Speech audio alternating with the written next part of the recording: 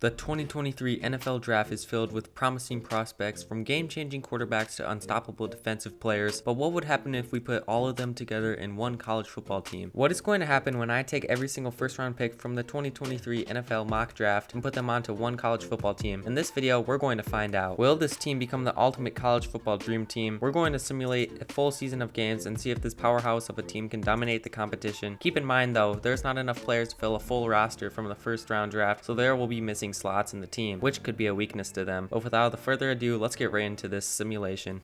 These are all of the players that will be on this team. Let's go through the list. In the mock draft currently, these are all the first round picks. We got Will Anderson Jr., playing linebacker. He's the highest overall on the team. We got Jalen Carter, Bijan Robinson as our running back, Peter Skoronski, Osiris Torrance, Devon Witherspoon, Harris Johnson Jr., Joey Porter Jr., cornerback, CJ Stroud, our highest overall quarterback on the team, Jamar Gibbs, Dawan Jones, Tyree Wilson, Dalton Kincaid, Zay Flowers, our first wide receiver so far, Brian Branch, Quinton Johnston, second wide receiver there, Miles Murphy, Jordan Addison, definitely wide receivers, one of the highest amount of positions in the first round draft so far. Nolan Smith, Darnell Washington, Darnell Wright, Christian Gonzalez, got Brian Breeze, and then Bryce Young right there. Finally, we have Jackson Smith and Jigba at wide receiver. But here's the thing, obviously this doesn't fill out all the positions on the team at Alabama. For example, we have no centers, so here's what's gonna happen. This team's looking very stacked on certain positions, but since there's no players in the first round mock draft that are a center, for example, these players are the lowest overall possible. Same thing with all these players here. So this could hurt the team as well, as these players basically essentially there is no players to fill these positions. So even though this team seems super stacked, that could hurt them in their season. Anything could happen though. I'm excited to see the outcomes of this. Do we have a national championship contending team right here with all of these stacked players, or will the missing players hurt the team?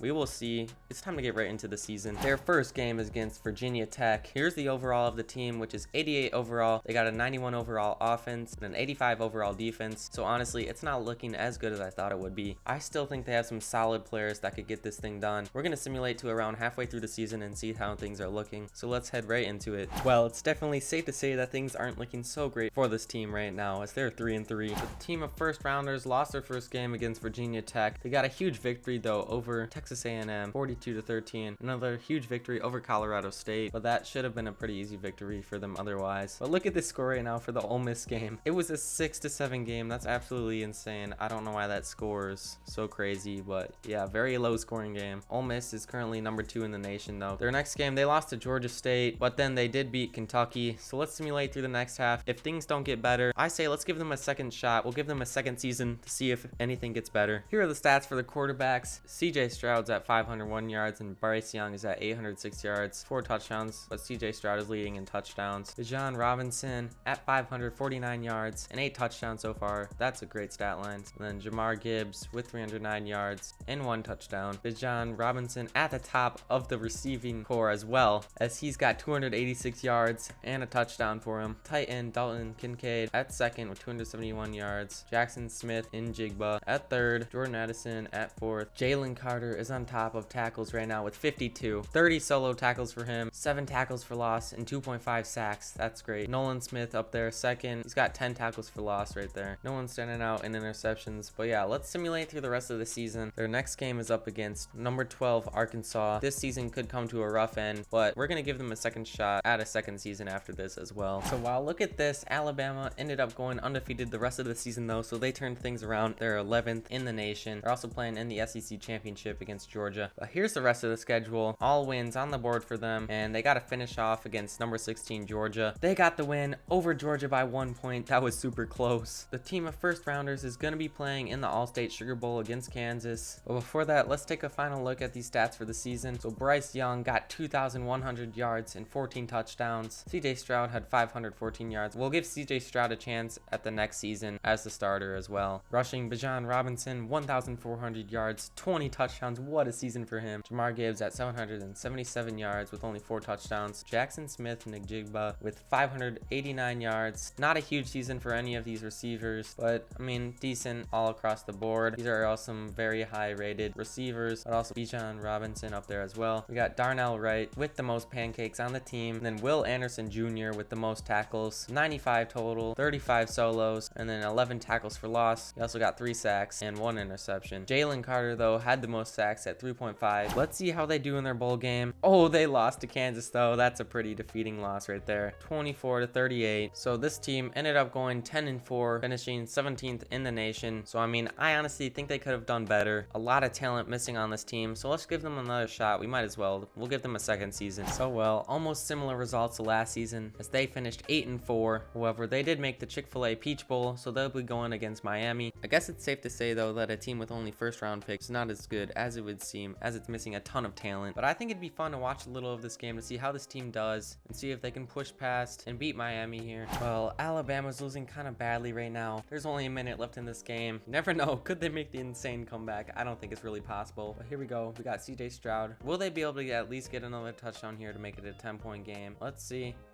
Going to Bijan Robinson. He doesn't get it. Going for the pass. They get the touchdown though. It's Jackson Smith-Njigba. Great play right there. They get the touchdown. Let's see how the defense does here. I know there's a lot of 0 overall players on defense. Looks like Miami's going to be getting a huge run on their first run. This game's pretty much looking over, though, for the first round picks. I think they had decent seasons, though, overall for what they had. They had a ton of players missing on their rosters. But yeah, Miami's going to get the victory over them. Let's just take a look at some final stats. CJ Stroud, 1,500 yards, and then Bryce Young with 1,190. 15 touchdowns for Stroud, though. Bijan Robinson killing it again. Same with Jamar Gibbs. Here's all the receivers. Still no 1,000-yard seasons, but decent overall across the board. Darnell Wright with 36 pancake blocks. Got Nolan Smith, though, leading this time in tackles with 88. Jalen Carter just behind him. But Tyree Wilson, though, had 6.5 sacks. That's pretty good. Interceptions, Brian Branch had 4 interceptions there, and Christian Gonzalez had 3. But yeah, that settles it for this video. That's what would happen if a team only had first round picks. A lot of talent missing. Can't fill up a whole roster with just the first round picks. But yeah, thank you guys so much for watching. See you in the next video. Hope this was somewhat interesting. Bye-bye.